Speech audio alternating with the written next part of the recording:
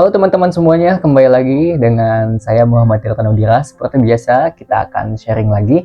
Dan topik hari ini adalah bagaimana cara kita merespon masalah. Nah, ini yang paling sering ya biasanya, karena setiap manusia itu pasti punya yang namanya masalah. Tetapi jarang banget yang tahu bagaimana caranya merespon masalah yang benar itu seperti apa. Ayo kita simak. Jadi, dalam kehidupan ini 10% itu isinya adalah masalah, dan 90% itu adalah respon kita terhadap masalah. Dan setiap masalah itu pasti ada penyebabnya. Tidak mungkin dalam kehidupan kita tiba-tiba ada masalah aja, tidak mungkin. Pasti selalu ada penyebabnya. Nah, bagaimana cara kita untuk menyikapi masalah itu? Nah, ini yang harus kalian simak baik-baik. Jadi, masalah itu terjadi dalam kehidupan kita itu hanya 10%, teman-teman. Hanya 10%. Ingat, hanya 10%. Dan 90%-nya itu adalah respon kita terhadap masalah itu. Kita mau menganggap masalah itu sebagai beban, atau justru kita menganggap masalah itu sebagai teman. Ketika kita menganggap bahwa masalah itu adalah beban, maka masalah itu akan terus meningkat, membesar, dan bahkan bisa menarik masalah-masalah yang lain. Saya beri contoh. Ketika ada orang lain marah kepada kita, nah bagaimana respon kita terhadap orang itu? Kan ketika marah dilawan marah, terjadi suatu bentrok.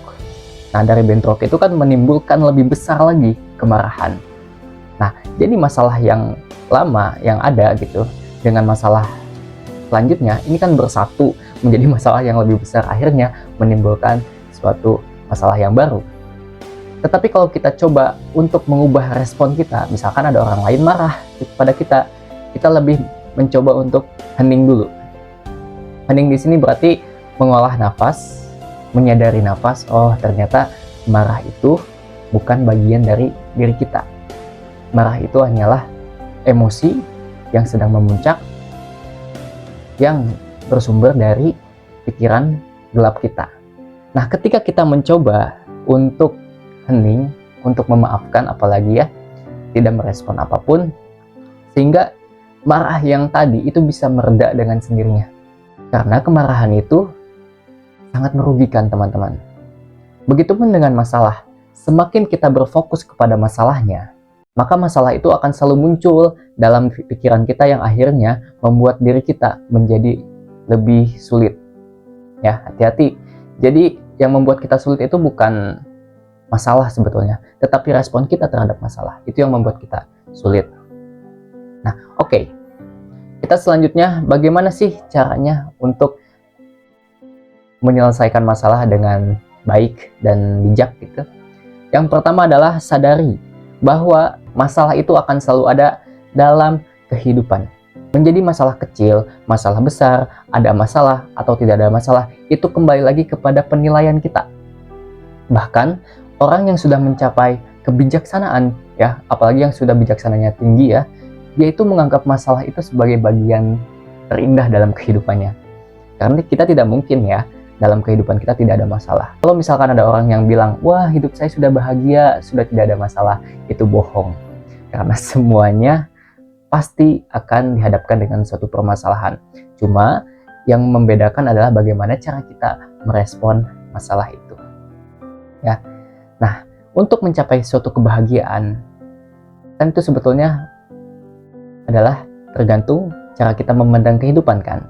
Kita bisa bahagia, bisa kecewa, itu kan semuanya kembali lagi terhadap pilihan kita. Sama seperti masalah masuk ke dalam pikiran kita, itu kan nanti pikiran yang akan merespon. Apakah masalah ini beban, atau justru masalah ini menjadi bumbu dalam kehidupan kita, menjadi sesuatu yang melengkapi indahnya kehidupan kita. Ya, balik lagi, kehidupan adalah 10% masalah, dan 90%-nya adalah respon kita terhadap masalah.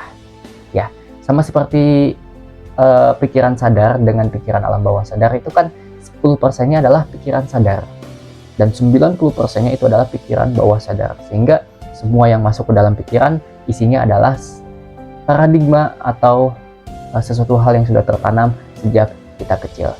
Dan makanya kenapa pikiran sadar itu disebut short term memory, dan pikiran bawah sadar itu disebutnya long term memory. Nanti kita akan bahas di lain video ya untuk masalah pikiran sadar dengan pikiran tidak sadar. Jadi intinya dalam merespon masalah adalah dengan menyadari bahwa masalah itu dihadirkan dalam kehidupan kita untuk melengkapi kehidupan kita.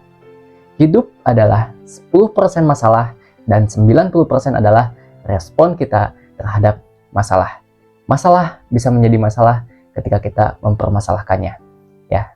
Jadi semoga setelah video ini teman-teman bisa lebih bijaksana dalam merespon setiap masalah yang ada dalam kehidupan kita. Tidak menganggap masalah itu sebagai beban, tapi menganggap masalah itu sebagai sahabat yang melengkapi kehidupan kita. Karena sesungguhnya hidup ini penuh dengan keindahan, penuh dengan kebahagiaan, dan menakjubkan. Itu saja untuk sharing kali ini ya. Semoga teman-teman bisa mengambil setiap pelajaran dalam video ini. Sampai jumpa di video selanjutnya.